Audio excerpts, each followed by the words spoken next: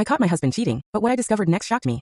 I believed I was the luckiest woman alive. I was a quiet fabric artist who spent my days restoring vintage textiles. My husband, Julian, was the charismatic CEO of a rising luxury fashion brand. Our love felt intense and unbreakable. He called me his muse, and I believed every word. Then Maya Lin arrived. Maya was a billionaire investor who promised to fund Julian's dream of building a global fashion empire. The moment I met her, something felt wrong. The air between us was heavy. Julian started working late almost every night. The warm, passionate evenings we once shared slowly turned cold and distant. One evening, unable to ignore my growing doubts, I drove to our private cabin in the woods to surprise him. Instead, I discovered my worst nightmare. Through the window, I saw Julian and Maya wrapped in each other's arms. The betrayal hit me so hard that I could barely breathe. I stumbled backward into the freezing snow, hoping for air as panic crushed my chest. That night, I ended up alone in a cheap roadside motel, physically sick from the heartbreak. My entire world had shattered, but that heartbreak was only the beginning. The next day, while secretly packing my belongings from Julian's office, I found a folder named with my mother's name. My hands shook as I opened it. Inside were years of emails, contracts, and voice recordings. That's when I learned the horrifying truth. My mother's sudden death years ago wasn't the tragedy I thought it was. Julian had known she was preparing to expose him for stealing her designs. He secretly paid people to bury the evidence and destroy her reputation after her death.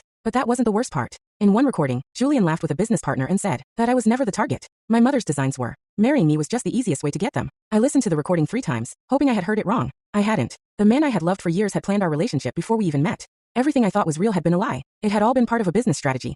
Angry, broken, and desperate for answers, I confronted Maya. That's when the second twist shattered everything I thought I knew. Maya wasn't in love with Julian either. Years ago, Julian had destroyed her family's business, driving her father into financial ruin. She had entered his life for one reason, to get close enough to destroy him from the inside. The woman I thought was my enemy wasn't my enemy at all. She was another victim. Together, Maya and I formed an unlikely alliance. Months later, during Julian's biggest fashion launch, surrounded by media from around the world, the giant screens behind him suddenly changed. Instead of showcasing his newest designs, they displayed proof of his crimes, fraud, theft, forged documents, and the stolen designs that had built his empire. The room fell silent. Maya and I walked into the hall together, wearing matching crimson dresses, and watched as Julian's perfect world collapsed around him. Minutes later, police officers placed him in handcuffs and led him away. For the first time in years, I felt free. Months later, while Julian sat behind bars, I began rebuilding my life. The pain hadn't disappeared completely, but it no longer controlled me.